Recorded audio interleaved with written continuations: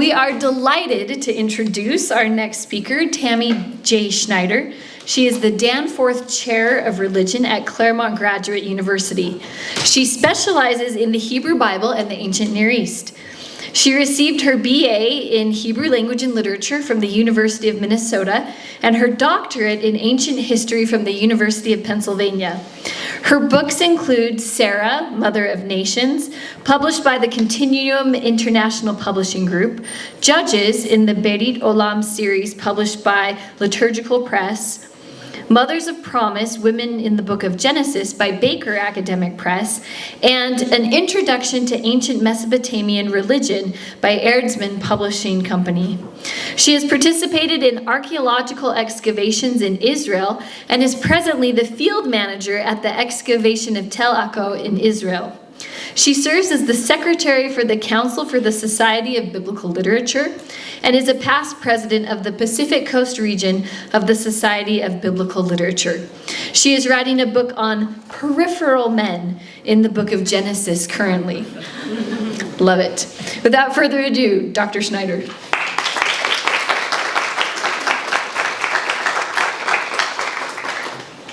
I was going to call it minor men in the Hebrew Bible, but it's working in a coal mine ruined the whole gestalt. I want to, the problem with being one of the later speakers is that I have learned so much that my talk has got names and comments from others scribbled all over the place. So thank you all. And I am not an art historian at all. I'm a biblicist, and so for me to have the art historians be on the same track with some of Tissot's art is actually really very helpful for me. So I guess is what I'm saying. I am here as a biblical scholar who uses images of biblical scenes and characters to illustrate my talks. I often use Tissot, and one of his images is on the cover of one of my books. And if you look at a lot of Wikipedia articles on characters from the biblical text, Tissot's work is now sort of highly prominent in there. What I will do today is show how Tissot's work is, to some extent, a breath of fresh air, both in terms of the scenes about Sarai, or Sarah, that he paints, as well as how he does so, not far off from what we just heard by an actual art historian. But I'm doing it from a different angle. In order to do this, I will review Sarah's story from my perspective, which I wrote a book on it, so it's a good one. And then, so I'll start there. I will then provide a gross generalization of the types of scenes about Sarah generally found in the history of art concerning her story. Finally, I will examine which scenes Tissot covered, and for the cases where Tissot and others address similar scenes, I will highlight what and how Tissot's depictions are different, and in some cases significantly. And I'll finish by discussing scenes from Sarah's life painted by Tissot and not others, as Elliot discussed this morning. As noted above, I am a scholar of the Hebrew Bible, not the Old Testament. And the Old Testament is similar but not exact, because the Old Testament assumes a New Testament as the lens through which you're viewing the older one, and not all the books are the same and they're in a different order. It also means that I don't do the New Testament, and so that is not a lens that's going to be used here at all in my talk. Mostly because of time, truth be told. I normally use images of the character and scenes I am discussing to make my talks more interesting. Today, in my initial review of Sarah, I will provide images of others, not Tissot and not incorporating Sarah, who are involved in the scene, to show how the story is shaped, at least for us today, by the visual constructions of other characters. I will not describe them because I could probably give an hour's talk about issues raised in each one, and we don't have time for that today. Again, for the 17 millionth time, I'm not an art historian, so each image will be accompanied only by the name of the painting and the artist and dates. There we go. Okay. All right.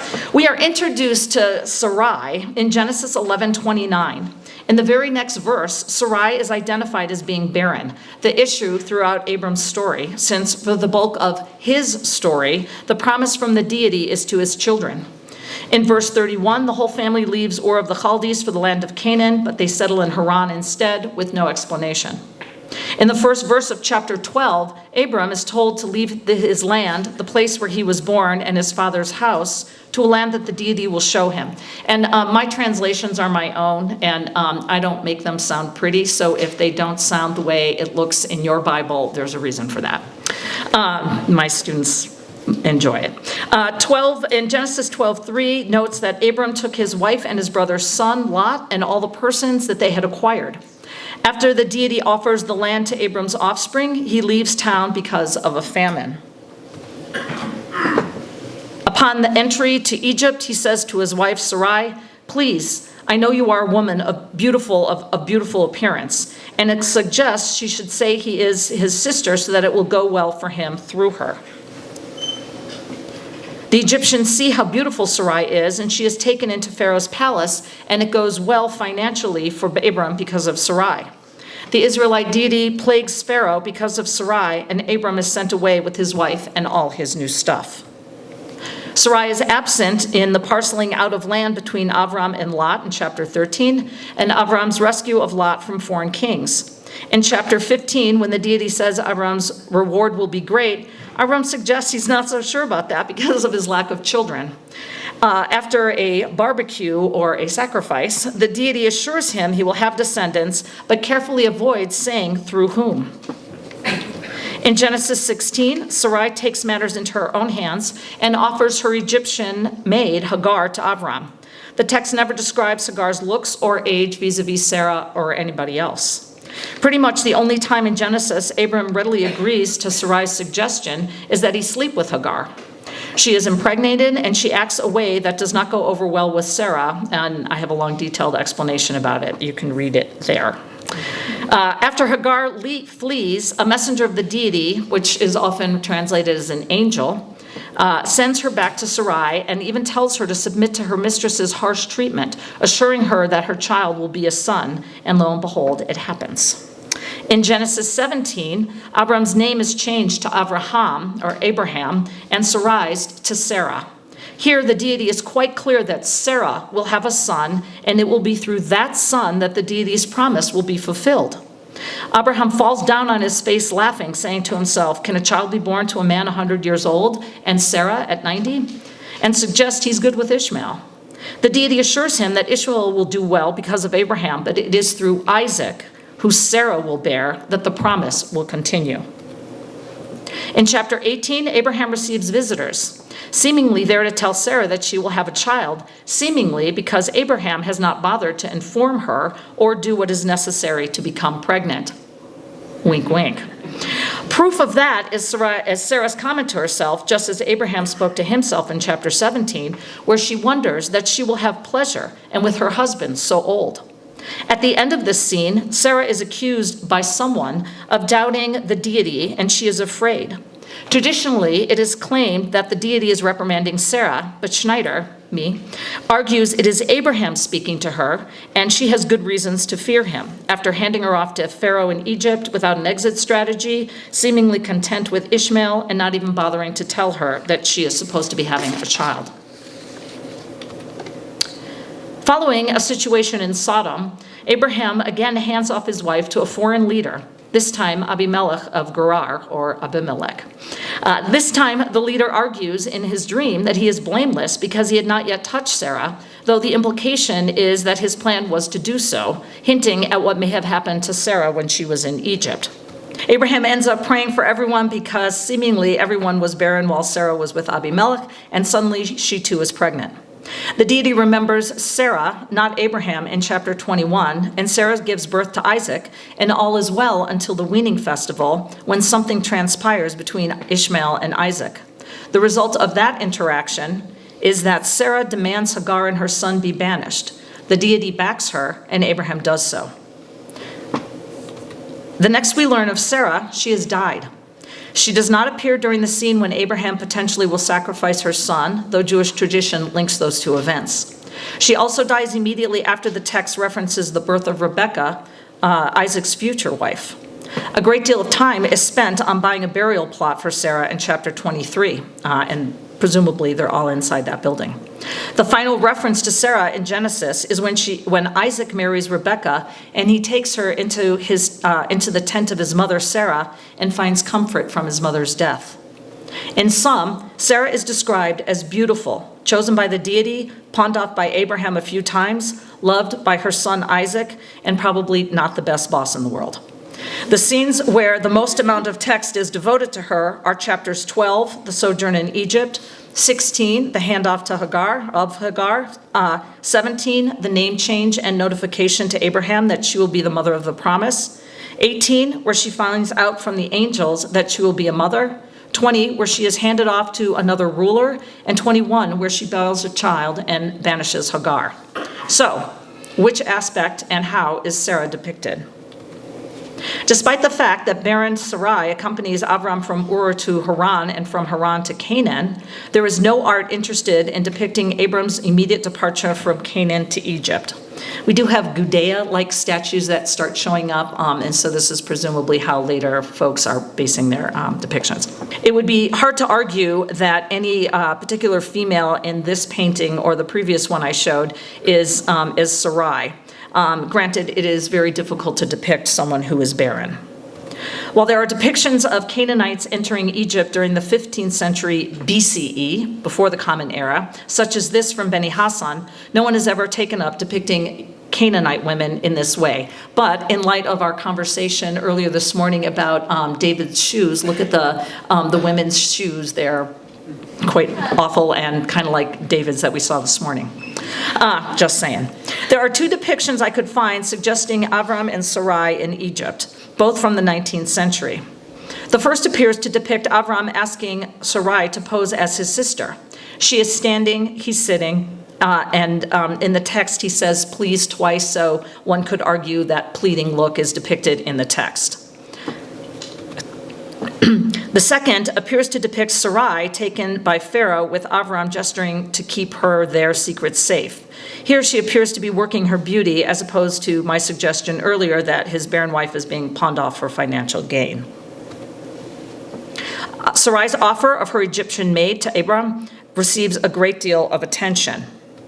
Despite no reference to the level of undress involved, this appears a great opportunity to depict some flesh. In the bulk of these scenes, Avram is old, almost decrepit. Sarai is also old and ugly. Hagar is young and beautiful. Sarah's next prominent role in art is in chapter 18, where the messengers, so-called angels, appear to Abraham. Despite Schneider arguing that they are there primarily to tell Sarah what Abraham has not, and they know she is behind the tent flap and has spent the whole time since their arrival cooking, which she doesn't even serve, by the way, this scene is often depicted without Sarah even in it. While it is not clear from the text if Abraham knows these visitors are angels, and angels don't have wings yet, they are almost always depicted with wings. There we go, there are the wings. Furthermore, despite the fact that almost every translation of the Hebrew Bible suggests the deity is speaking to her, there are no depictions of the deity speaking with Abraham or Sarah for that matter.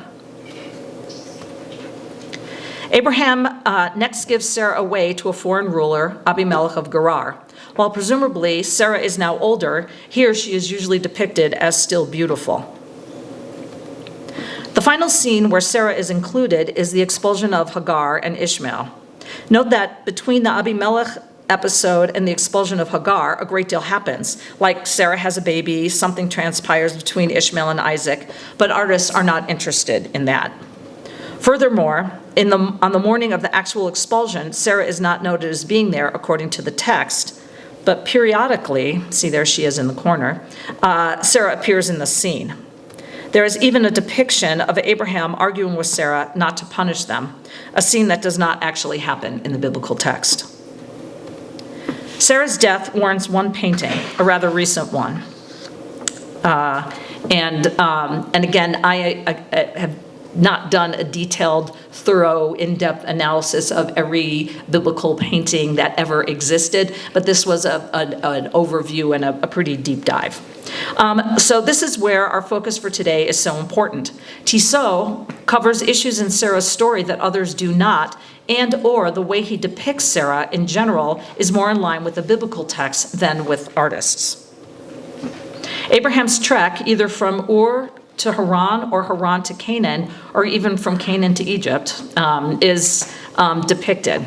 In terms of Sarah, there's no clearly identified Sarah, but at least the colors are those of the region, and it has that light, and I have a feeling your new MOA, your new Dixon exhibit is going to have some of that light, those colors also, if I remember his art correctly. The big debate about the domestication of the camel, which we discussed a little earlier, but the biblical text is confused about that as well, so I'm not going to get on Tissot's case about it. Tissot actually has a painting labeled Abram's Counsel to Sarai, which is in the exhibit. Presumably, this is their conversation before entering Egypt, where he suggests she claimed to be Abram's sister. Note here, they are in a tent, something we know Sarah had because of the later reference to it by her son Isaac. So too, they are side by side having a discussion, not far off from the biblical description. Finally, Sarai is depicted as beautiful. Tissot continues with Sarai's time in Egypt with two paintings concerning Sarai. The first one is Courtiers View Sarai.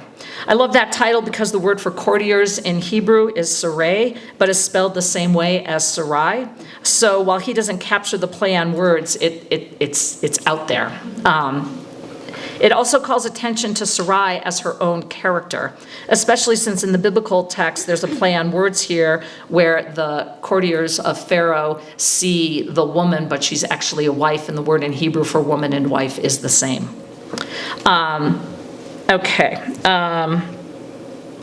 Another similar painting suggests this scene from the book also, which is Sarai's taking into the palace. A few points I love about both include that Sarai is depicted as dressed differently from the Egyptian as a woman coming from Canaan. We would expect that to be the case, though maybe not with the Iberian headdress, but okay, let's let go of some of that. And again, in contrast to these previous depictions where she's working her beauty, in Tissot's case, she's kind of skeptical and almost awaiting her fate. Tissot also paints the angels visiting Abraham. In this first one, the angels arrive at Abraham's tent step. Abraham is in a tent, nicely appointed with carpets, and while he is bowing before the angels, they are wingless, though dressed in pure white, though Tissot has a lot of people wearing white.